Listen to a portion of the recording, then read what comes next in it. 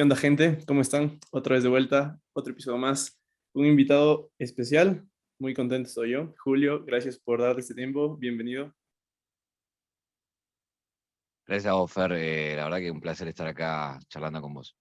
¿Qué tal estos días? ¿Cómo has pasado con todo este tema? Bueno, ya vas un par de meses con el tema de volver a la radio. ¿Cómo te has sentido? ¿Cómo has estado en estos días? Contento porque, bueno, era volver a un lugar del que soy parte y ahora como conductor de un programa diario, con lo cual desafíos ir encontrando el tono, ir encontrando el programa y la verdad que a 3 meses de haber arrancado estamos muy contentos de lo que vamos buscando, ¿no? En una lógica, te diría, más de internet, más de streaming, eh, pero bueno, un poco naufragando eh, aguas que ya dejé atrás, digamos, porque de alguna manera me interesé más por lo digital, entonces la radio como que la fui abandonando. Y este proyecto me interesó porque justamente tenía lo digital por un lado, el streaming por otro lado, y eso me parece que complementaba bien a lo que yo ya hacía. Entonces eso me hizo que tomara la decisión de volver a hacerlo, ¿no?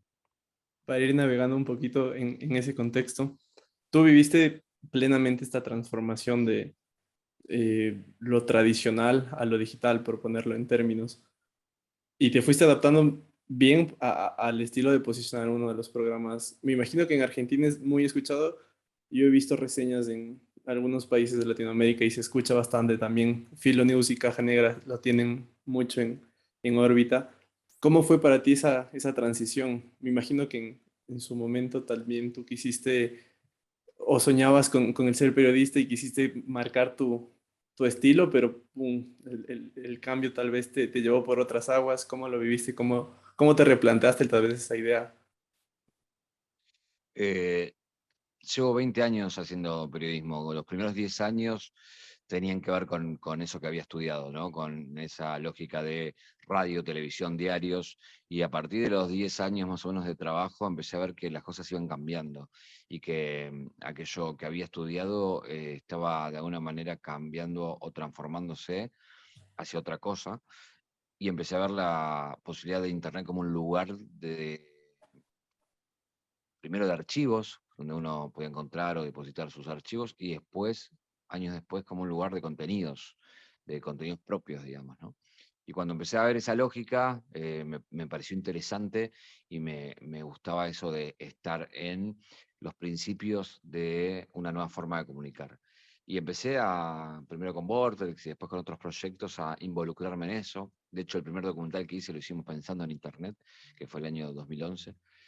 Y, y bueno, después empezamos a hacer mucho contenido. En ese caso, a través de Vortex en un principio y después a través de Philo News, que fue ya eminentemente digital, donde encabecé ese proyecto para buscar una forma y un lenguaje donde de alguna manera reflejara los consumos que teníamos todos, ¿no? Esto de mirar lo digital como un lugar eh, central tanto del contenido como también del consumo, ¿no?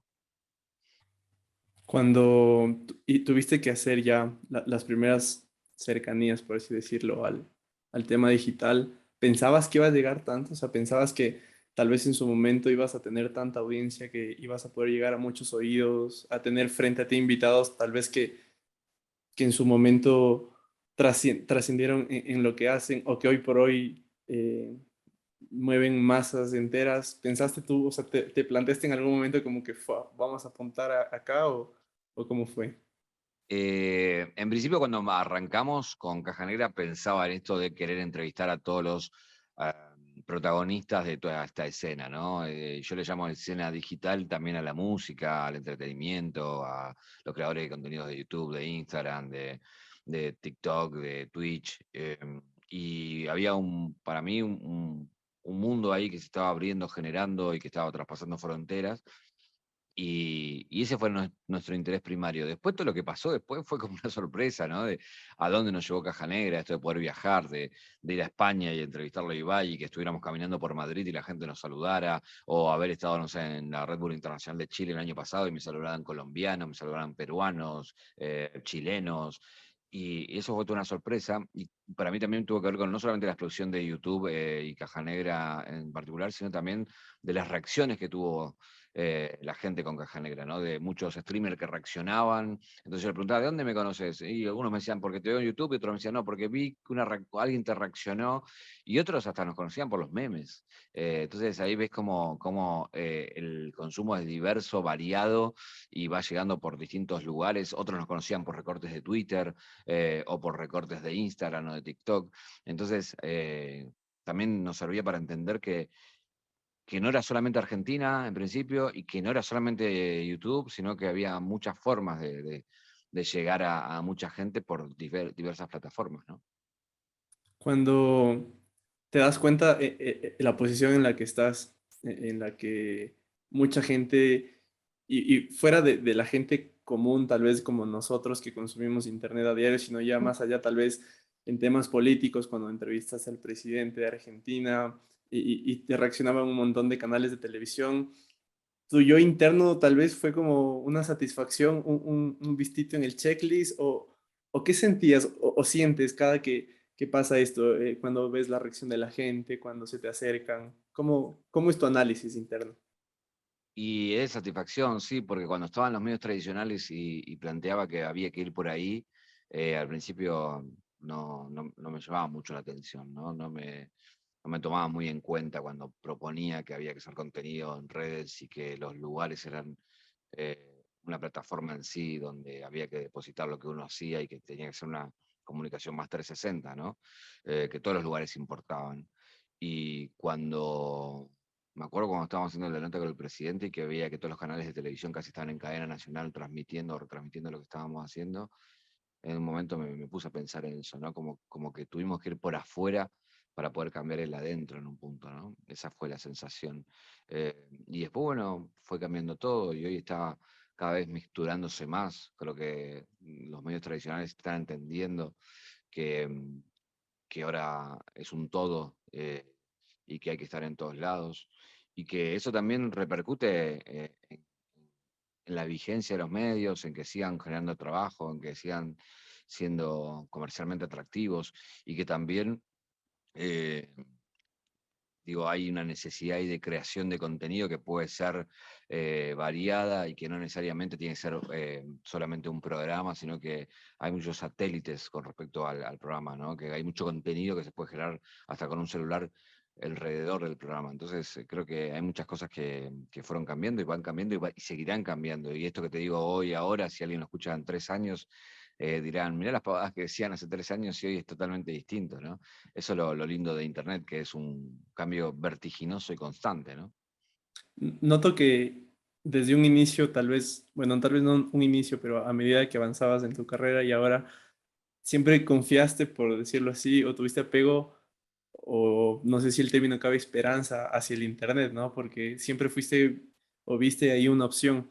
Al inicio de tu carrera, remontándonos, por ahí veía que entraste a hacer pasantías en una radio y te quedaste de largo. Claro. Eh, ¿Cuál era en cambio esa expectativa? El Julio de esa época, cuando entró de Eh, pasante, ¿qué veía? es que en ese momento los medios eran muy fuertes, veníamos de la explosión de las radios en FM, veníamos de la explosión del cable, veníamos de la explosión de los canales de noticias, todo eso que parecía un reinado que habíamos pasado todos en cada país de Latinoamérica, a tener poquitos canales, a empezar a ver canales de todo el mundo y canales de noticias de 24 horas y canales de series y canales de lo que fuera. Y también empezaron a aparecer los diarios deportivos y, bueno, una cantidad variada de productos periodísticos que estaban en su máxima explosión. Cuando yo llegué ya estaba esa explosión, con lo cual llegué a lo que ya estaba armado. Y, y entonces quería ser parte de eso. Pero después cuando apareció en Internet, cuando creo que a los años entendí que estábamos frente a algo que no solamente nos cambiaba nuestra forma de trabajo, en el sentido de las herramientas que necesitamos. Hoy tenemos todo en un teléfono, antes necesitábamos una máquina de escribir, necesitabas una cámara de fotos, necesitabas una filmadora, necesitabas el teléfono para llamar, y estaba todo ahí, y bueno, entender que es una revolución tan o cuán más importante que cuando se creó la imprenta, que iba a revolucionar nuestras vidas, nuestra vida diaria, nuestros consumos, y, y nada, y me parecía que había que meterse ahí a lograr eso y estar justamente en el inicio de esa explosión. Yo ya había llegado tarde, como te decía, a la otra explosión, esta que me parecía más grande y más importante, me parecía que había que estar ahí y estar de cerca para justamente entender todos esos cambios, todas esas cosas nuevas que iban a venir y que nos cambiaron la vida. Centrándonos un poquito en el tema de radio y medios tradicionales, bueno, yo tuve igual la chance de trabajar un par de años en radio acá en Ecuador y siempre se asocia con la música, o al menos mi intención fue esa, generar un espacio de música. Si bien es cierto, ya cuando entré yo ya estaba mucho el tema del pop, reggaetón, a mí me gustaba en ese entonces la música indie ecuatoriana y trataba de que mi espacio sea eso, promover lo indie ecuatoriano. Yo veo, y por eso tal vez ahí se me escapa un poquito lo fan, que cuando tú haces entrevistas a personas del ámbito musical, de la nueva época, de la época digital, como tú lo dices, se siente mucho ese apego a querer exponer lo propio. ¿Cómo es ese sentido de, desde tan chiquito, a mí me gusta la música y Argentina es como un exponente principal en Latinoamérica del rock, ahora del trap? Desde tu punto de vista, ¿crees que estos espacios, además de fortalecer a las nuevas generaciones, se puedan trascender en el tiempo? Teniendo en cuenta que la inmediatez y la fugacidad del Internet. Creo que sí, porque también a veces sentimos nostalgia de cosas que creemos que fueron muchos años, del rock hablo, ¿no? Y por ahí fue una banda que sacó un disco, o fue una sola canción, o fue solo un verano, y nos marcó tanto que pensamos que fueron años y quizás fue muy poco en nuestras vidas. Y por el contrario, en la música urbana a veces pensamos que es nueva y que ya va a pasar y que es una moda. Y no sé, yo siempre pongo el caso de Duki, por ejemplo, que está hace 6 años ya haciendo canciones y su primera canción ya fue un hit. Entonces, estamos hablando de algo de mucho tiempo ya, ¿no? Hoy en la Argentina está por hacer 4 estadios de fútbol, para entender ese camino que hizo en 6 años, ¿no? Entonces, me parece que hay una cuestión sí de cómo cambió nuestro consumo, en el sentido de que antes esperábamos los discos eran obras conceptuales, eran más largos en el tiempo, las bandas esperaban o los grupos esperaban 1 o 2 años para sacar cada uno, y ahora sí hay una vertiginosidad en cuanto a canciones, ¿no? Que la obra disco está quizás más difuminada y que vas tirando de canciones y quizás el disco se termina de conformar a lo largo de las presentaciones. Y eso hace también que haya un desgaste, ¿no? Que escuches una canción que decís, esta canción la escuchamos hace un año y quizás fue estrenada hace 3 meses, pero de tanto que sonó parecería que tiene años, ¿no? Entonces, bueno, tiene que ver con esos cambios que las plataformas van y los algoritmos y los robots van ofreciendo y que uno va siendo parte un poco de eso. Y siempre la pregunta es esa. ¿Eso terminará de cambiar nuestras formas de consumir? ¿Terminará de cambiar lo más importante que tenemos con la música? Porque la música no es escuchar la música, ¿no? Sino compartirla con nuestra vida. O sea, eso va a terminar cambiando de que estés en una playa con el amor de tu vida y escuchando esa canción que no se te va a borrar nunca más en la historia, o cuando están haciendo tu hijo, o cuando estás en medio de un embarazo, o cuando están cumpliendo tus padres aniversario. Nada, la música está ligada a nuestros momentos y creo que eso sigue pasando, sigue estando ahí. Y quizás lo otro son cambios que tienen que ver con la accesibilidad, ¿no? A tener toda esa biblioteca cuando queremos, donde queremos y en el momento, ¿no? Que queremos. Entonces, me parece que esos son los cambios por ahí más sustanciales. Antes por ahí había que sacrificarse más para llegar a la música, hoy la música está al alcance de la mano, y entonces parecería que todo es más fácil, eh, pero también para quien hace música, destacarse en ese océano de oferta es muy difícil. Llegar a cierta notoriedad cuando todo el mundo está poniendo su cuotita o su granito de arena en esa biblioteca, ¿no? Para que después mucha gente descubra que vos estás ahí, también es muy difícil. Entonces son cosas que van cambiando, pero que sin embargo, en la Argentina por lo menos, ha hecho que mucha gente con el anterior método, digamos, entre comillas, quizás nunca hubiera llegado, porque tenía que encontrar que, nada, alguien en una disquera le dijera que sí, alguien le dijera que lo quería grabar, alguien le dijera que lo quería difundir. Y ahora quizás un chico como ha pasado acá con Elegante o como con Bizarrap desde la habitación de una casa en un barrio perdido de la ciudad de Buenos Aires o de la provincia de Buenos Aires, llegaron al mundo. Y eso me parece maravilloso. Cuando nos referimos también a esa fugacidad, tú dijiste algo importante que es el tener esa chispita para sobresalir. Y eso ahora mismo en todo, o sea, tienes que sobresalir o marcar esa diferencia en este tipo de conversas, dando información, generando contenido, porque hay un montón. ¿Cuál crees que ha sido esa chispita para que tu carrera sea tan amplia y se mantenga en el tiempo tan bien y tan posicionada a nivel argentino y a nivel latinoamericano y ahora bueno, también ya a nivel un poco más ya hispanohablante, ¿no?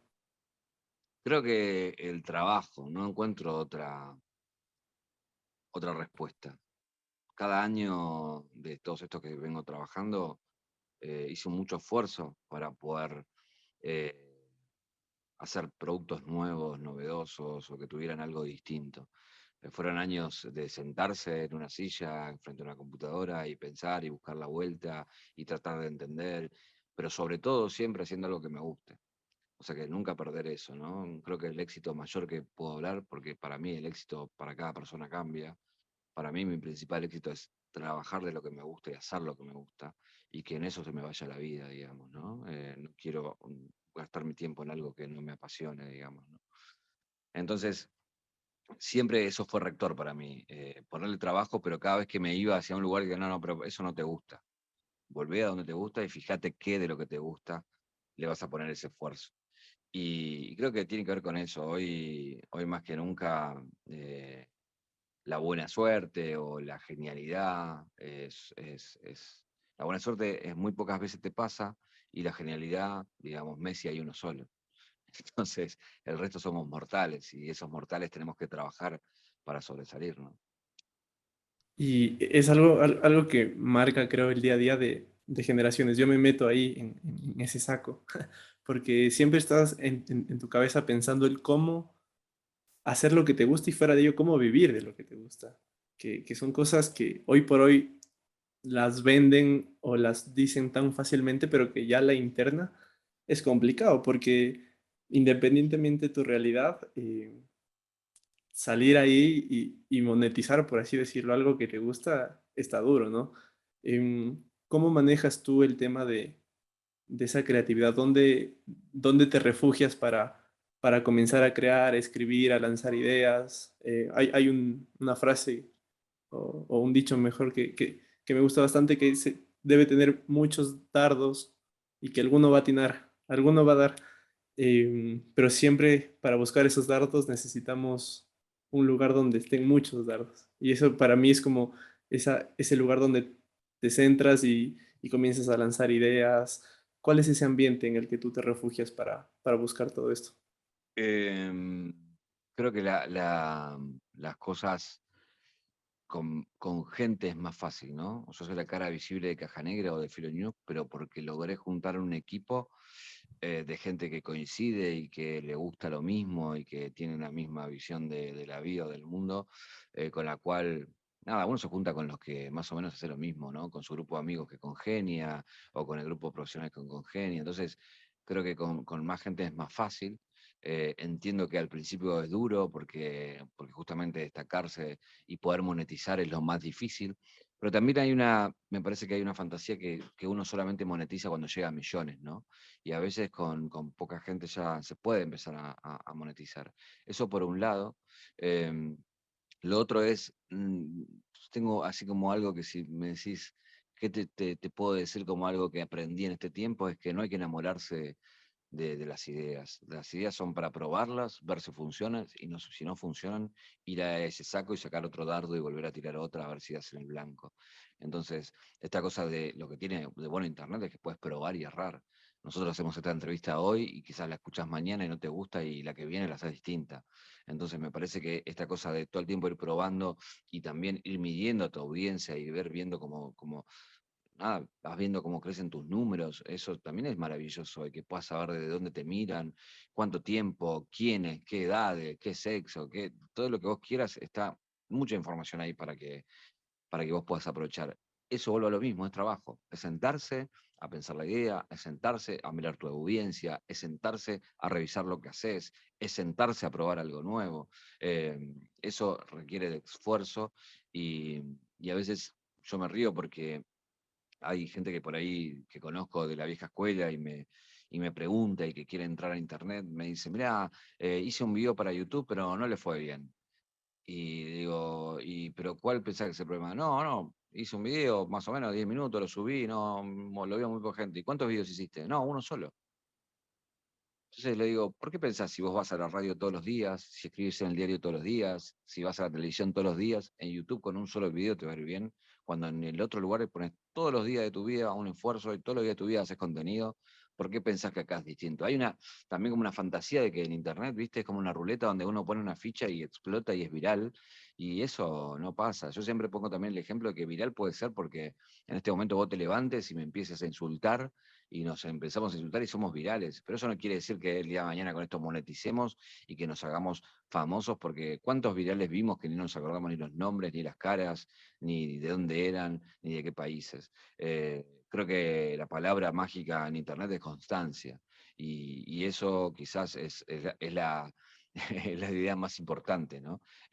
Hacer lo que quieras, pero hacerlo mucho y todo el tiempo, que después las ideas van a aparecer, después la monetización va a aparecer, después tu identidad va a aparecer y después tu audiencia va a aparecer, pero sin constancia y sin hacerlo, todo eso nunca va a aparecer. Sí, y esa es la cuestión, porque a veces no somos conscientes a mí me pasaba que lanzas algo y justo quieres que al otro día esté ya en todos los diarios, pero no, no es así. Em, Vámonos un poquito al tema musical, que también quería toparlo contigo. Tú igual viviste esa transición, ¿no? Me imagino que creciste en un hogar o en un ambiente ligado mucho al rock latinoamericano, y luego tienes ahora exponentes de un trap que es para mí la otra orilla, que por ahí tienen muchas cosas en común en términos de masas, en términos de ritmo tal vez, pero que, por decirlo así, se distinguen bastante en tema de público y eso. ¿Cómo ves tú esta evolución a tipo pasar, por poner nombres, de pasar de Cerati a Duki? ¿Cómo lo ves a la interna y cómo piensas que ha sido esa transición? Yo creo que cada vez se va mixturando más y pareciéndose más, ¿no? En el caso concreto de Duki, hoy su banda, la mayoría son rockeros o gente que pasó por el rock. De hecho, tiene un baterista que fue parte de una banda mítica de acá de Argentina. Entonces, me parece que eso cada vez está juntándose más. Sobre todo porque justamente, en el caso que nombraba recién de Duki, es alguien que quizá no hace rock, pero consumió su niñez y su adolescencia rock and roll. Él ha hablado muy bien de Charly García siempre, o de Babasónicos, y que quizás lo hace en otro ritmo, pero nadie puede decir que él no ha tenido una vida. Si yo te dijera, y bueno, no conoces nada, te digo, él es un rockero por todo lo que pasó en sus primeros años, y vos dirías, sí, hizo todo lo que un rockero hace. En cuanto a los lugares oscuros en los que se metió, las cosas que consumió, las cosas que hizo. Entonces, me parece que en un punto, yo sé que muchos que son muy puristas se enojan con esas cosas, pero bueno, también cada generación tiene sus propios héroes, ¿no? Cada generación necesita también de sus propios ídolos, ¿no? Y eso me parece que es una experiencia que no se puede delegar, que él en todo caso está hablando de muchas cosas o representando muchas cosas que esa generación posterior, anterior o la misma de él está viviendo. Y, y eso me parece que ha sido así con el rock and roll antes en la Argentina, con el tango antes en la Argentina, con el folclore antes en la Argentina, y así replicarlo en cualquier país de Latinoamérica, ¿no? Cada generación tiene su propia música y su propia historia, ¿no? Y creo que esta generación eligió esta música y de alguna manera hoy creo que va tomando un montón de otros ritmos que son muy importantes para la historia de Argentina y que cada vez eh, está mixturando más, ¿no? El último disco de Trueno, digo, canta con Víctor Heredia, que es un folclorista, o alguien de la música popular argentina que tiene como, no sé, 40 años de historia. Entonces, eso creo que está a la vista. Y si ves ese tema, hay reminiscencias, dicho mismo por Trueno, de René y de Calle 13. Entonces, y estamos hablando de otra generación y de otro hip hop o rap más cercano al rock. Entonces, me parece que yo siempre voy a tratar en estos casos de tratar de mostrar un poco ese mapa que tiene muchas más cosas en común que diferencias, ¿no? Me decías que el álbum de Trueno igual tiene bastante que se complementa y es algo que yo también lo noté. Yo desde hace un tiempo atrás ando muy ligado al tema cultural. Te preguntaba esta transición justamente porque dentro de esta, no sé, de esta emoción que te transmite la música, de esta sensación cuando te sientas en cualquier lugar o armas tu zona y pones música y comienzas a pasar el día o las horas así, encuentras muchos sentidos. Y yo lo que me he dado cuenta, y tal vez tú teniendo un poco más de experiencia y visión nos puedas como clarificar mejor, pero yo noto que en la Argentina, a pesar de todas las divisiones políticas o sociales que puedan haber, hay una unión importante entre este grupo, ¿no? De músicos, tal vez streamers, periodistas, que quieren que todo salga. Y luego tienes, tal vez por poner eh, un adjetivo, un ente más grande como los futbolistas que reproducen todo lo que la cadena anterior ya lo hizo y lo vuelve como que una hermandad que no está tan palpable, pero que está ahí. O al menos lo veo yo así. Y que a veces yo conversando con amigos, con personas de la radio en la que trabaja, digo, me da un poco de envidia porque quisiera que en Ecuador se dé así, que la música ecuatoriana, independientemente del género, sea acogida por los periodistas y que luego los jugadores también sientan esa cercanía porque les gusta, pero claro, es irnos a factores que ya no manejamos, pero que creo que en Argentina y en especial en estos últimos años han logrado dar como en el clic para que desde cumbia, desde tango, trap, rock se escuche en los camerinos o luego en las entrevistas o luego reaccionen los streamers. Es que es a mí algo que me vuelve loco, teniendo en consideración que consumo a diario, por decirlo así, el Internet. ¿Cómo ves tú este sentido tal vez de hermandad que existe por ahí medio invisible? Yo creo que es fundamental para lograr lo que Argentina logró en términos de traspasar fronteras. Esa unión en principio entre varios artistas que después reprodujeron streamers o youtubers o tiktokers y que después eso repercutió en jugadores de fútbol que escuchaban esa música y la reproducían en vestuarios y que después eso fuera a otro país. Eh, es fundamental. Primero, por una cuestión, nada, de entender que la unión hace la fuerza y que estando juntos creaban una hermandad o nada, un acercamiento que era beneficioso para lo creativo, para lo artístico, de juntar dos cabezas que se potenciaban creativamente y artísticamente. Eso por un lado. Y después hay, creo que una lógica muy digital. Esto quiere decir que si A se junta con B, la audiencia de A y la audiencia de B se cruzan también, ¿no? Y eso hace que la audiencia sea más grande. Y si A y B, que ya son una audiencia más grande, se juntan con C, son todavía una audiencia más grande, ¿no? Es entender una cosa que quizás no estaba en los planes, pero que fue haciéndose así, ¿no? Quizás ahora, cuando alguien busque tu nombre, quizás aparezca el mío, y cuando alguien busque mi nombre, quizás aparezca el tuyo, y eso en lo digital también es empezar a romper burbujas y que esa burbuja sea cada vez más grande, ¿no? Esa es otra lógica que creo que no sé si lo tenían en claro, pero que fue pasando orgánicamente, ¿no? Eso hizo que cada vez creciera más y que cada vez sea más grande la cantidad de artistas.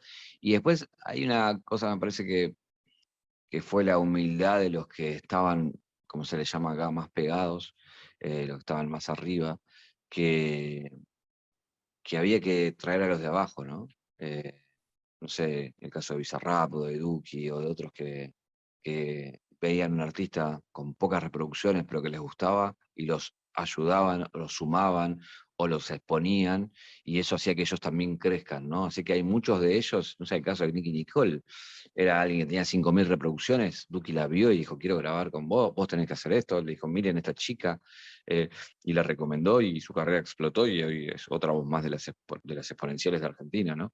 Entonces creo que eso lo entendieron como nadie y hay varios de ellos que lo propiciaron y que creo que fue fundamental para que se arme todo lo que se armó, ¿no?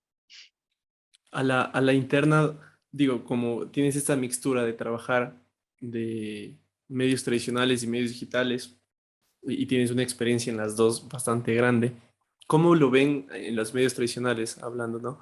¿Cómo lo ven ellos a este cambio? Porque ejemplos hay un montón a nivel local, lo tendrás tú allá. En España se ve recién con lo que hizo Ibai, que los medios salen a criticar. Por ahí un clip chistoso, no sé si lo viste, que decían, ellos podrán romper récords en números, pero nosotros tenemos calidad. Algo que no tiene sentido a lo que, a lo que se vive hoy por hoy. Digo, tal vez ahí los medios tradicionales están más acostumbrados ya a esto y tratan ya de migrar rápidamente para no quedarse o todo lo contrario. ¿Cómo es eso teniendo en cuenta esta exponencialidad que se tiene? Creo que en la Argentina ya pasó y está pasando. Cuando nosotros arrancamos y hacíamos a todos estos artistas y creadores de contenido, pasaba mucho que por ahí mucha gente me escribía y decía, no puedo creer a quien entrevistaste porque no sabía que existía y entré a mirar quién era y veía que tenía, no sé, millones de reproducciones o que había hecho un montón de cosas en todos estos años y yo ni enterado. Y eso un poco medio pasaba con lo tradicional, ¿no? Que no conocían, no le daban entidad, porque justamente como tenían el monopolio antes de la cultura de ellos, si no pasaba por ahí no existía. Entonces, paralelamente, se creó toda una cultura, que era la cultura de la calle y la cultura del celular y de internet, que me empezó a explotar y que ellos no la tomaron en cuenta, hasta que explotó. Y se dieron cuenta que había un montón ahí. Y ahora en Argentina, por lo menos, nada, todos ellos ya son tapa de lo que serían sus portales y todas las noticias que pasan. Ya todo el mundo pasa por ahí. Hay algunos que llegan por ahí a que una señora de 80 años y un niño de 6 años también los conozcan. Es el caso de Elegante o algunos otros. O hoy mismo de Coscu, o de Ibai, o de cosas así. Y eso creo que cada vez nada, está pasando que ya es una agenda común, ¿no? Como lo tradicional y lo digital. Y después también hay una cosa que, con respecto a lo que decía de la calidad, yo creo que los medios tradicionales han bajado mucho la calidad por cuestiones obvias y que lo digital está subiendo la calidad. Entonces se están empezando a encontrar en un punto intermedio. Entonces ya empieza a verse más difuso todo, ¿no? Eh, hay, obviamente no todos, sino los que ya tienen más experiencia, más años y pueden tener las marcas y el dinero para hacer algo más jugado creativa y artísticamente hablando y del negocio, empiezan a hacer puestas cada vez mejor. Si uno ve lo que hacía Ibai hace un año atrás a lo que hizo el último fin de semana, el crecimiento es exponencial y tranquilamente se lo podría haber organizado un canal de televisión, digamos, ¿no? ¿Y quién dice que hará Ibai el año que viene o algún otro que sume contenido, ¿no? Lo que hace MrBeast en YouTube, o sea, está por arriba, hasta de canales de televisión, digamos. Entonces, me parece que eso está cada vez más difuso, ¿no? Y creo que yo soy de los que no es una cosa o la otra. Yo creo que todo va a tender a mezclarse, ¿no? Porque si no, no se sobrevive con algo solo, ¿no? Y lo estoy hablando tanto de los creadores de contenido también, que necesitan también muchas veces de ese aval de lo tradicional para que muchas marcas que quizás todavía están en lo tradicional empiecen a mirarlos también, ¿no? Eh, Así que creo que todo eso también va nada, a mezclarse con el tiempo, ¿no? Te preguntaba estas dos cosas porque quería hacer y conocer más que todo tu opinión. Acá se vive, te cuento un poquito, como que una división dentro de la población, ¿no? Por temas políticos y sociales. Hay como una división que se palpa en redes, que se palpa saliendo. Justo hoy acabó el paro nacional, duró 18 días, donde se vivió muchas expresiones de odio de parte y parte, violencia de parte y parte. Y siento que no hay justamente eso que tal vez sí lo tienen allá, que estábamos hablando de esa hermandad. Entonces, lo primero relacionado a, ¿crees que esta hermandad que se generó tal vez inconscientemente, eh, como sea, ha ayudado a que las generaciones que van creciendo con ellos digan, no tengo que verte con otros ojos porque no soy ni más ni menos que tú, y al amigo, a la amiga, a la mamá, al papá? ¿Crees que esto va ayudando a que la sociedad vaya un poco acercándose? Yo creo que el problema de los antagonismos y de los extremos es mundial y creo que es uno de los temas que Internet teniendo y que de alguna manera va a tener que encontrar un cauce más justo para que entendamos que no puede ser nada tan violento y nada tan contrastante porque una sociedad sale adelante cuando justamente son socios, ¿no? No cuando se enfrentan. Entonces, siempre hay enfrentamientos y esto fue histórico, pero el tema que, de que hay discursos muy, muy extremos está siendo un problema, ¿no? Está siendo un problema para las plataformas, está siendo un problema para los gobiernos, está siendo un problema para la calle. Creo que eso se ve reflejado en todas las sociedades, ¿no? De los países de alguna manera. No sé cómo se desarrollará eso, cómo encontrará su cauce. En el caso de Argentina también hay una división, hay lo que se llama aquí la famosa grieta, ¿no? Política. Y creo que la cultura, de alguna manera, de los chicos o de las generaciones más nuevas, es como que nada, se ha mantenido por afuera, se ha mantenido más en crear nada, canciones y arte y música y demás, y con algunas expresiones de algunos que van de alguna manera mostrando un poco también de su costado político. Pero también, si uno ve cómo está hoy el presente en esos términos, es bastante desesperanzador porque se vive mucha violencia, pero si uno habla con gente más chica, niños o adolescentes de 13, 14, 15 años, también ve que la cabeza de ellos es otra. O sea, es totalmente distinta a la nuestra. Me pasa a mí cuando trabajo con chicos de 20, 21 que están arrancando y son periodistas que recién arrancan, que no tienen un montón de los vicios que teníamos nosotros, ni tienen un montón de los problemas que teníamos nosotros, y son una generación mucho mejor que la nuestra. Para hacer un gran ejemplo, nosotros nuestra generación tenía que pagar lo que se llamaba aquí el derecho de piso, que era que tenía que trabajar muchos años para tener una oportunidad frente a un micrófono, por ejemplo. Y hoy alguien de 20 años te dice, no, yo quiero ser el micrófono y soy bueno ahora, no quiero esperar 4 años para hablar frente al micrófono. Abrime un micrófono y te voy a demostrar que yo puedo decir algo importante o tengo algo que decir. Y eso para mí me parece maravilloso porque cambió de alguna manera una forma de trabajo que venía, por lo menos aquí en Argentina, en los medios, durante muchos años. Estoy hablando de décadas y eso es un cambio sustancial. Y también de la tolerancia a lo distinto. Veo que los más chicos tienen más tolerancia a lo distinto. Quizás eh, a veces lo estridente es lo que más sobresale, pero no necesariamente es lo más grande. Con esto que quiero decir, podemos ver 1000 personas en un lugar y si hay 10 que gritan, los 990 nos vamos a dar vuelta a ver a esos 10 que gritan, pero hay 990 personas que no están gritando. Y esa es la gran cantidad de gente que de alguna manera nada, está serena tratando de hacer su vida. Entonces, muchas veces por eso también los motores de búsqueda y todas esas cosas que pasan muestran las estridencias porque justamente vamos al clic de lo polémico todo el tiempo, ¿no? Entonces eso se exacerba y que bueno, eso es un tema, pero no necesariamente eso después se traslada a lo político, ¿no? En términos de muchas experiencias. Hemos visto, no sé, el caso de Trump, que era muy estridente y perdió por otros motivos que quizás tengan que ver con cómo fueron esos años de gobierno, sobre todo el último año. Pero, pero no es todo tan lineal, me parece, ¿no? Hay que ver como que cada sociedad, cada país, hasta día dentro de un país, cada región es distinta. eh, pero es evidente que todo eso está a la vista, todo eso nos perturba, todo eso nos termina contaminando, todo eso nos termina haciendo pensar que todo es así, pero no sé si es tan así. Vuelvo a repetir, creo que cuando se es más polémico, se es más visible, y eso da la sensación de que lo polémico rige nuestras vidas, pero no sé si es tan así realmente, ¿no?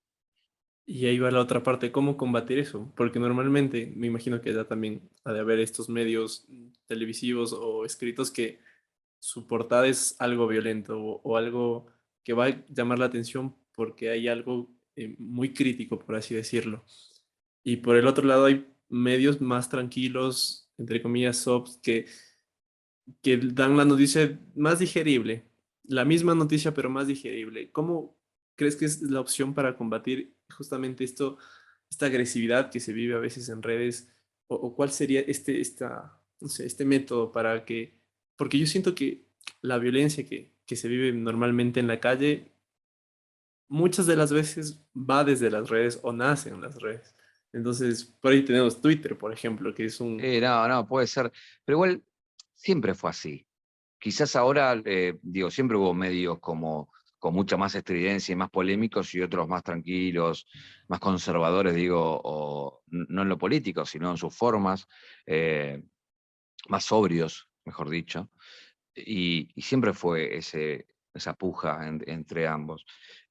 Hoy lo que tenés es que, bueno, que antes opinaban solo los medios, hoy opina cualquiera, cualquier persona con una cuenta es un medio en sí mismo o una marca personal, y cualquier persona puede crear una tendencia, o si dice algo en el momento justo, en el lugar indicado, puede ser viral y puede de alguna manera instalar opinión, como decimos. Eso es la novedad hoy con Internet, ¿no? También yo siempre pongo el ejemplo del porno, ¿no? O de lo morboso. El, el porno tiene miles de millones de views y las tuvo siempre. Y no por eso rige nuestras vidas en el sentido de lo político y lo social, digamos, ¿no? Sí, en nuestra forma de nuestras relaciones, pero no es que está todo el mundo, digo, viendo a la vista de todos en todos los lugares, digamos, ¿no? Es como que siempre hay un lugar donde para algunas cosas sí, para otras no, uno siempre tiene como el lugar de la intimidad y el lugar de lo público, ¿no? Lo público y lo privado. O cuando alguien, no sé, te manda un video por WhatsApp o por Telegram de un hecho morboso y ves que tiene millones de reproducciones, pero uno tiene también esa cosa de, bueno, yo lo mando o no lo mando, lo comparto o no lo comparto. ¿Esto es así o no es así? ¿Esto es real o no es real? Me parece que, vuelvo a repetir, a veces asusta los números y uno ve millones, pero eso no quiere decir que porque haya millones de personas viendo eso, millones de personas eh, viendo un asesinato, millones de personas vayan a matar, digamos, ¿no? Eso como siempre. También a veces pasa esto de, viste, es internet, ¿cómo pueden hacer eso? Yendo no a algo tan exagerado como lo que recién te contaba, alguien que habla, no sé si nosotros tenemos hoy en día como un diálogo con palabras inapropiadas. Un padre te puede decir, pero ¿cómo pueden hablar así si ustedes están en un medio, supuestamente? Y bueno, la televisión hablaba así y estaban los padres en la casa para decir, vos ves esto o vos no a un hijo, ¿no? Hoy quizás los niños tienen más acceso a todo y están en la casa, en el control de los padres, que ellos consuman eso, ¿no? Yo sé que asusta y muchas veces preocupa, pero a veces no es tan distinto a lo que era, a lo que era antes, ¿no? Quizás hoy parece como uno está más conectado todo el tiempo, parecería que es una catarata que no para, eh, pero yo creo que siempre está el resguardo del ser humano frente a la crisis. Creo que la pandemia fue la muestra más cabal de eso, ¿no? Frente a el acabose, al fin del mundo, a nos extinguimos como la raza humana, nos fuimos poniendo de alguna manera como una forma de autoprotección que decíamos jamás podríamos estar encerrados todas nuestras vidas, y sin embargo lo hicimos. En Argentina aplaudíamos a los médicos y después los ignorábamos cuando ya estábamos cansados de la pandemia. Porque hay una cuestión de supervivencia, ¿no? Y si ahora yo te hablo de pandemia, quizá mucha gente no quiere ni escuchar la palabra, porque justamente quiere tener noción de futuro y de seguir adelante y seguir creciendo y seguir saliendo adelante más allá del dolor que ha causado eso en nuestras vidas, ¿no? Un Zoom tiene el ruido de la pandemia. Y sin embargo uno, viste, trata de seguir adelante. Así que siempre está como, para mí, esa cosa de la preservación, ¿no? Podemos jugar con fuego, pero bueno, hay muy poca gente que elige quemarse, ¿no? Después de todos tus años de trayectoria, experiencias vividas y demás, me imagino que si es que no cambian día a día, al menos año a año cambian objetivos, cambian metas y cambian propósitos. Hoy por hoy, ¿qué metas tienes o cómo te ves en lo que resta de este año o en un año? ¿Ves tú a un Julio de un futuro? Digo, esto ha sido un concepto que me ha cuestionado bastante del ver mucho a futuro, porque como que te desconectas del aquí y del ahora, pero siempre es bueno como tener esos objetivos y ver a dónde ir. ¿Cómo los planteas tú y cómo trazas el camino para llegar? Bueno, eso es un problema grande que tenemos hoy en día. Si yo te digo cómo te ves en 5 años, seguramente no tenés ni idea. Y te aterra la idea de pensarte en 5 años. Y también es como te preocupa ver cómo vas a estar. Quizás es mejor no pensarlo porque justamente uno siente también que hasta te pueden corsetar.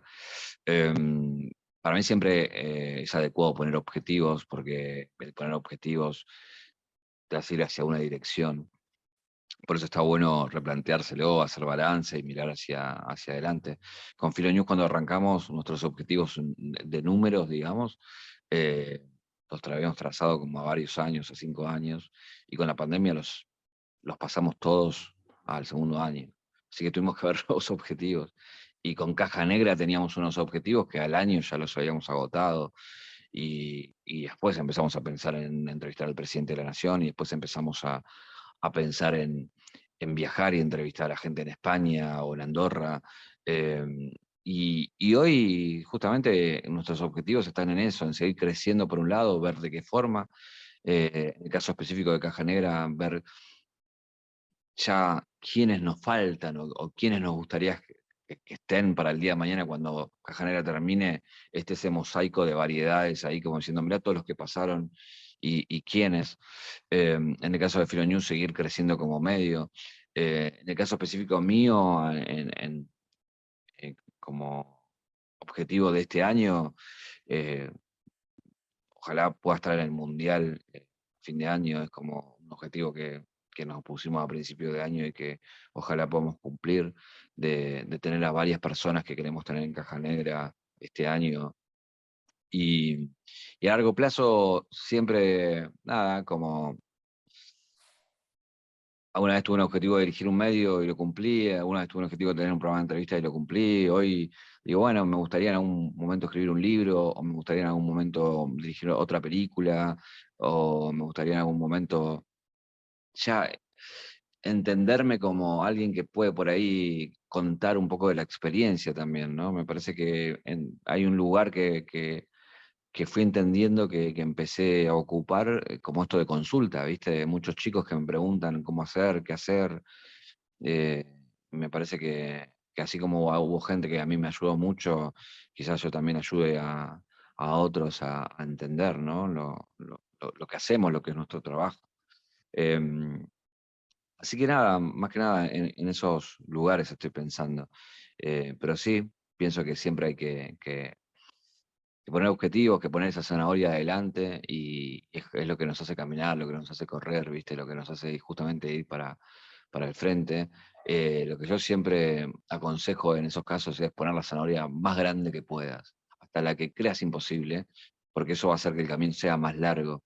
Porque a mí me ha pasado de cumplir los objetivos muy temprano y el vacío después de eso es tremendo. Es volver a replanteártelo y quizás a veces decís, quiero escalar la montaña más alta eh, y quizás eso haga que algo que te parecía imposible, que era, no sé, llegar a 1000 metros, como te pusiste ese pico de 10.000, los 1000 te parecieron nada y lo llegaste a hacer más rápido, ¿no? Y más despreocupado. Entonces, esas cosas me parece que ayudan, ¿no? En no ponerte tanta presión en cosas más realizables y quizás delegar la presión en lo imposible. Así que a mí me gusta eso, de poner así como cosas eh, más titánicas y a largo plazo, ¿no? Qué bacán. Eso creo que es bueno y que a veces ni lo pensamos, la verdad. Y cuando te lo planteas así, te da un espectro más grande. A la interna, un poco hablando del Julio interno, eh, ¿cómo nace ese amor a lo que haces? A veces es difícil y lo hablábamos al inicio, que hacer Es lo re que difícil. haces es bien complicado, pero cuando ya llegas y conectas, es fácil el seguir, pero siempre hay que sortear muchos obstáculos. ¿Cómo nace tal vez tu amor interno para hacer todo lo que has venido haciendo y lo que te planteaste hacer? Yo si tuviera que desearle algo a alguien, siempre le desearía que encuentre lo que le gusta. O sea, veo mucha gente y he conocido muchas personas que han pasado años hasta encontrar lo que les gusta y quizás nunca lo encontraron. Entonces, yo tuve la bendición de desde muy chico encontrar lo que me gusta, que era esto de comunicar y de estar en los lugares donde pasan cosas y poder contarlas y poder, nada, ayudar a encontrar historias y esas cosas a mí me gustaban, no sé, de chico me gustaban las historias y poder contarlas y ayudar a contarlas siempre me gustó. Eh, entonces, no tengo una respuesta en el sentido del por qué. La verdad no sé por qué pasó, no sé cómo lo encontré, no sé cómo llegó, pero lo recontra agradezco de que me pasó de pequeño, digamos, ¿no? De que no tuve que ir por 4 carreras distintas hasta encontrar lo que realmente me gustaba. Eh, y también esta profesión me dio la variedad de poder hacer muchas cosas distintas, ¿no? De, por ejemplo, viajar gracias a la profesión, sentarme con gente muy importante como presidentes o artistas que cambiaron la historia, a pensar ahora en un mundial o a el día de mañana estar dirigiendo un grupo de gente que está haciendo algo nuevo o haciendo una película. O sea, la profesión me dio una variedad de tonalidades para pintar los colores que es mi vida, ¿viste? Que agradezco y que digo, uff, mirá en todos los lugares que estuve, con todo lo que hice, con quienes estuve, soy muy agradecido de todo eso. Así que nada, más que nada yo siempre trato de pensar eso, cuando alguien me dice, che, sabes que nada, busca lo que te gusta, que siempre sea el lugar donde querés estar, sea siempre como lo que te rige, ¿no? Siendo muy naif y muy cursi, siempre yo digo, no vivas los sueños de otros, viví los propios. O sea, si hay algo que donde estás, si participás de un grupo de donde a vos no te convence mucho, bueno, ahí no es. Es el lugar donde vos digas, acá me gusta, acá me siento cómodo. Eh, Porque yo no hago esto por plata. O sea, sí, obvio que uno hace lo que hace por el dinero, para vivir, ¿no? Y cuanto mejor le vaya mejor. Pero yo creo que si no me hubiera ido bien y no viviera de esto, lo estaría haciendo igual, porque me gusta hacerlo. Entonces es como que si un jugador de fútbol no llega a la selección, no pudiera jugar en la canchita de su barrio hasta los 45 años o hasta los 50. Sí, es lo que ama, es lo que le gusta hacer. Entonces creo que ahí está un poco la vocación y los lugares donde justamente nos hace eso, transitar la vida de la mejor manera posible. Y yo entiendo que eso es un privilegio enorme. Vivir de lo que te gusta es creo que de los más grandes privilegios que uno puede tener en la vida. Y lo digo de ese lugar de privilegiado también, ¿no? Pero también no puedo decir otra cosa distinta. Eh, Más que eso, que intentar hacer lo que a uno le gusta, pese a todo, contra todo y pese a uno mismo muchas veces también, ¿no? Me parece que ahí está un poco el secreto, porque lo peor que te puede pasar, y eso también lo aprendí con el tiempo, y para mí es como algo que me rige, es no me quiero quedar con las ganas de nada, por lo menos de no haberlo intentado. Y eso creo que te vas en paz con vos, ¿viste? Como decir, bueno, lo intenté, no salió, bueno, no salió, pero yo le puse todo. Y eso da una tranquilidad, me parece que es, nada, lo que te permite dormir tranquilo, básicamente. Esta reflexión a mí me hizo clic escuchando justo la entrevista que le hiciste a ICA, donde él cuenta que la mamá le llevaba a varios lugares, a varios clubs, y después, esa creo que es de las entrevistas que más me ha marcado, porque después me metí un poco al concepto que él maneja del 11-11, me rompió la cabeza, justo estaba con mi enamorada y como que nos conectó tanto y nos pusimos a llorar así porque fue, y creo que es algo que, como tú dices, es bien privilegiado el lugar donde trabajas haciendo lo que te gusta y donde te sientes cómodo. Y creo que a raíz de eso, como me replanteé mis objetivos y por eso también me da esa curiosidad de cómo tú riges tu día a día, tu profesión, y creo que es algo que a la larga ha hecho, o mejor dicho, ha expuesto los resultados de todo esto y qué bacán poder compartir esas pequeñas cositas que tal vez ahora se vuelven un poco básicas o insignificantes, pero a la larga son la inspiración de muchos, así que no, eso. Es que también a veces muchos complejizan, o nosotros mismos nos complejizamos tanto, que terminamos yendo al lugar de partida, ¿viste? Como yo siempre veo esa gente que arranca y va por un sueño y nada, gasta su vida ahí y después entiende que su lugar es con su familia. Y vos naciste con tu familia y estuviste siempre con tu familia y no te diste cuenta que que estaba ahí. Muchas veces, a veces uno piensa que yendo a algunos lugares uno deja la mochila y la mochila te acompaña de lo que sos a donde vayas y con quien estés y hay algo que está en la esencia de uno.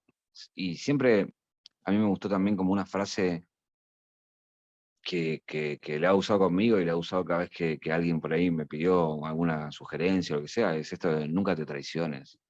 O sea, no hay que traicionarse a lo que uno siente, ¿viste? Si sentís que es ahí, y si te traicionás, el vuelto es caro después, ¿no?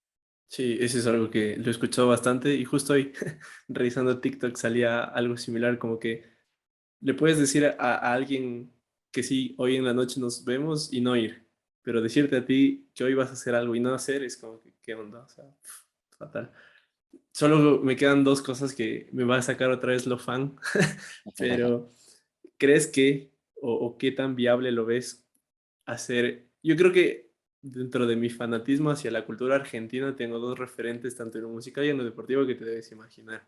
Y que siento que por ahí también o sea, logro decir que pueden ser tus objetivos, ¿no? Pero tipo, ¿crees que en algún momento antes del Mundial se dé la caja negra con Leo? La verdad que para mí me parece como un imposible, como un milagro, te diría. No es algo que, eh, o sea, diciendo lo que te decía antes, obviamente que quiero entrevistarlo y me parece como justamente a nivel de entrevistas esa montaña para llegar a escalar, ¿no? Eh, y estaba dentro de la fantasía de cualquier periodista. Lo que nos acercó de alguna manera fue cuando Coscu nos contó que estuvo con él y contó que le preguntó sobre Caja Negra, y eso alimentó la fantasía y todo el mundo me pregunta si alguna vez se va a dar. Eh, Así que en lo real lo veo muy difícil, pero en el terreno de los sueños es como de lo que más sueño, digamos, ¿no? Es como, pienso por ahí en esa imagen y me parece como una locura poder hacer algo así y tener ese privilegio. Eh, los argentinos amamos a Messi y yo ahí no soy periodista, soy también otro argentino más que lo ama y que quiere que le vaya bien, ¿no? Eh, Así que nada, me parece que, que sería hermoso, ¿no? Sería hermoso poder hacerlo. Pero bueno, veremos, qué sé yo. A veces pensamos que había, no sé, era muy difícil entrevistar a todo lo cual y lo hicimos. O hacer algo no sé, en otro país o con mucha gente y lo hicimos. Y como que eso te da la esperanza de que algo así, tan surrealista y tan loco, no nos pueda pasar. Ojalá que pase, ¿no? Sí, ojalá que sí. Siento que la rompería. Y por el otro, por el musical, eh, ¿qué tan viable? Digo, pasó varios años con un tema, Paulito, que ahora volvió bastante fuerte. ¿Crees que igual esté cerca? ¿Cómo lo ves tú? La verdad que ahí lo intentamos y estamos y hemos charlado y hemos propuesto para que venga. Eh, yo creo que él no ha dado entrevistas. Así que nada, me parecía como eh, difícil que lo dé o que lo haga. Eh, Ojalá que lo haga. Y no te digo por mí, ¿eh? No, es más, te digo, ni siquiera que lo haga en Caja Negra, que hable, que cuente su experiencia, me parece que está bueno, sobre todo por lo que pasó y por todo lo que se dijo también de él y demás, me parece que está bien que él pueda dar su punto de vista. Y, y nada, y ojalá lo pueda hacer y que me gustaría que también, por eso digo, que no sea Caja Negra quizás, pero que sea un medio argentino. Me gustaría también en eso de cómo nos vamos ayudando todos, digamos, que también lo haga con un medio argentino, me parecería por primera vez que estaría bueno y después que, que haga lo que él quiera, obviamente, ¿no? Pero si me preguntas a mí, es como mi deseo. Ojalá pudiéramos entrevistarlo. Me parece que sería lindo para la historia de Caja Negra que suceda algo así. Y también me parece que sería bueno para él, y en este caso no hablo de Caja Negra, que hable donde quiera, pero sería bueno que él pueda contar todos estos años eh, tan fuertes para él y para una historia también que se está creando en estos años, ¿no? Qué bacán. Te agradezco por tu tiempo, Julio. Creo que me llevo una gran satisfacción y espero que la hayas pasado también súper bien en No, estos gracias a últimos vos, días. Fer, la verdad que la pasé muy bien, agradecido. Nada, me encanta que nos puedan escuchar en Ecuador y en otros países que seguramente lo harán. Así que, nada, abrazo a todos los hermanos latinoamericanos y a toda la gente de habla hispana. Gracias por tu tiempo. La invitación está hecha para que vengas a Ecuador cuando quieras. Así sea de Ojalá, paseo. ojalá, ojalá. Te voy a robar una pregunta que la haces bastante y es que te preguntarías también. Hasta ahora lo que más me estoy preguntando y cada vez que me hacen esta pregunta me parece que es la más acertada porque justamente es la que siempre viene rondándome la cabeza, que es hasta cuándo caja negra, ¿no?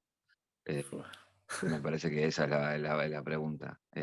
¿Hasta cuándo? ¿Cuándo es el lugar de decir, bueno, acá es lindo que esta historia tenga su cierre? Porque creo que también eh, los proyectos crecen cuando se dejan de hacer también, ¿no? Porque crece su historia, crece su mística, crece su razón de ser, porque justamente la distancia te da también lo que fue, ¿no? Y me parece que hay que elegir el momento preciso de que pase eso.